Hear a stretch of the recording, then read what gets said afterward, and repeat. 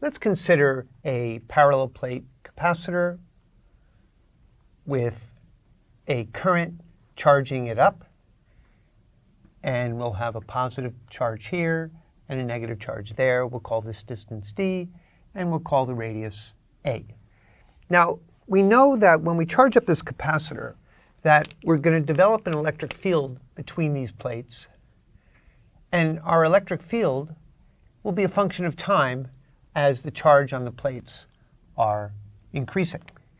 And we know that an electric field stores energy, so we would now like to apply energy conservation to understand how energy flows in this system.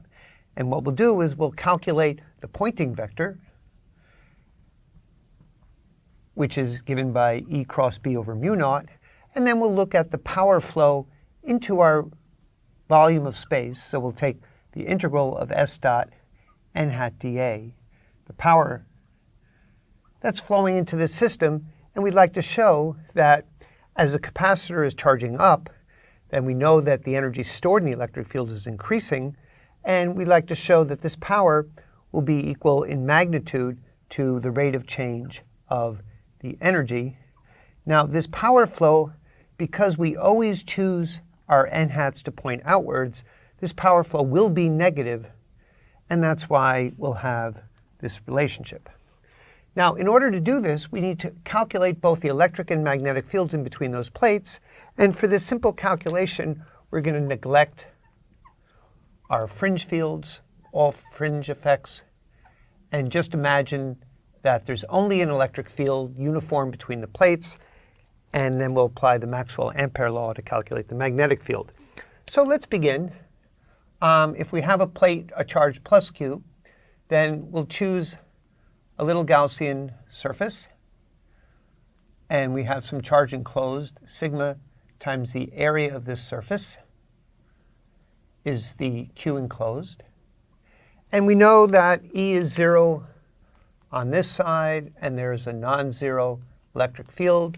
So our Gauss's law calculation is our usual one, that when we take the flux of the electric field through this closed surface, that's equal to the charge enclosed divided by epsilon naught, and that just becomes E times A equals sigma A over epsilon naught.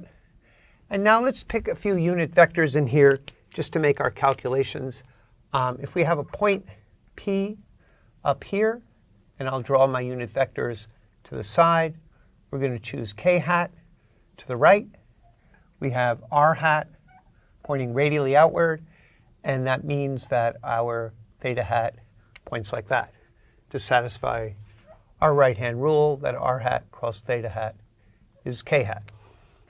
So the calculation shows us that our electric field, now remember the sigma in here, we're going to assume everything is uniform.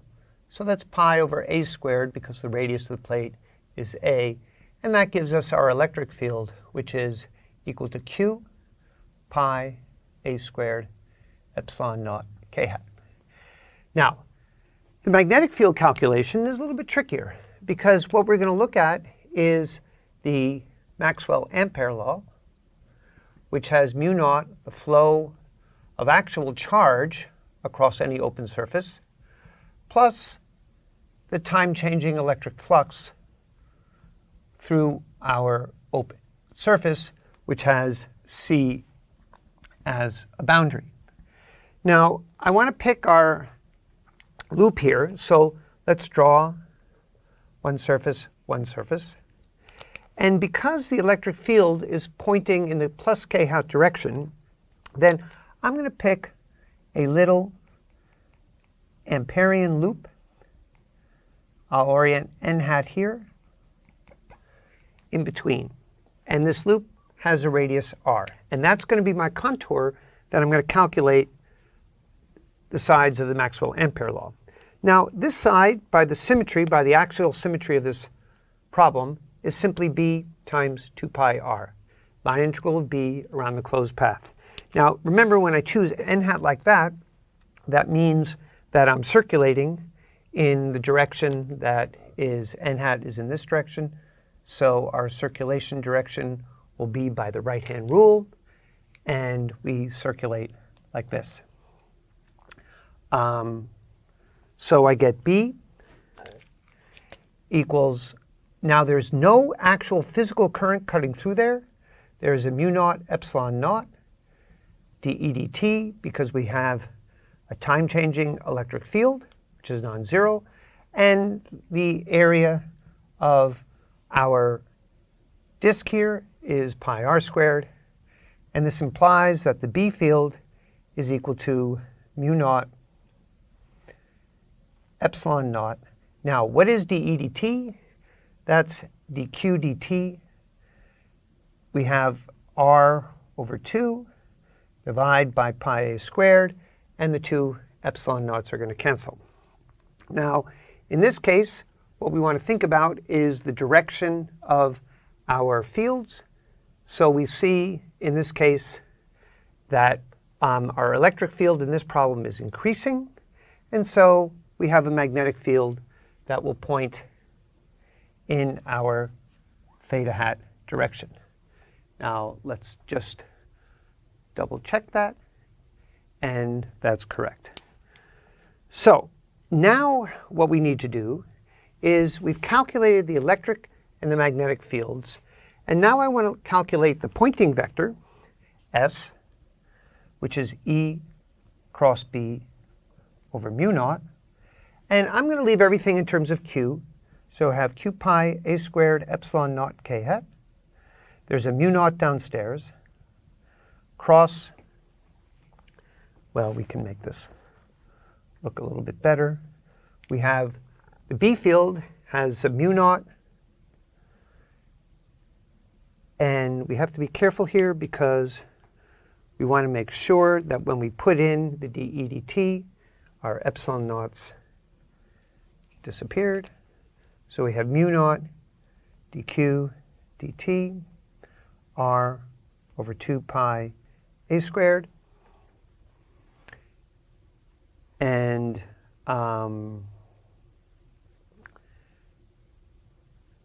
in the theta hat direction. And overall, there's the factor 1 over mu naught. So our mu naughts are going to cancel, and we now see that the Poynting vector is given by, well, first off, k hat cross theta hat. That's our anticyclic direction, so that's going to be in the minus r hat direction.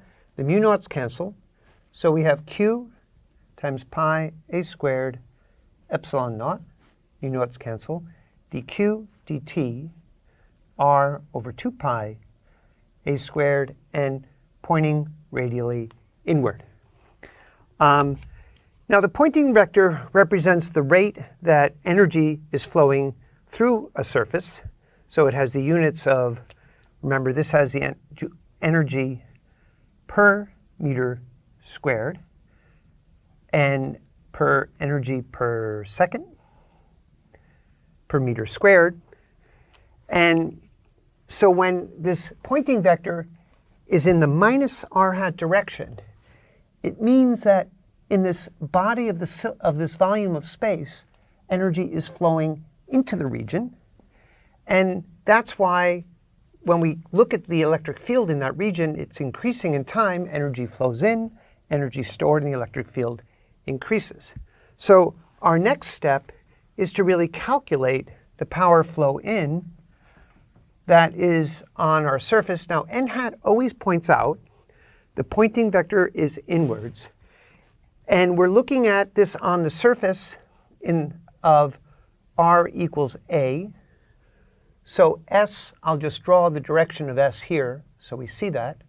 S is pointing in. There's no flow on the end caps. S is only coming in on this body. So this becomes a minus sign because minus r hat, n hat out is plus r hat. That gives us our minus sign. And we just have minus S times the surface area of this surface, which is 2 pi a times the distance d.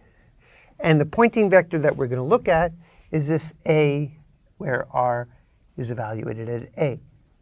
And so now let's put those in. We get, remember this A, R will be A, so it's going to cancel one of those A's. And we get Q over pi A squared epsilon naught dq dt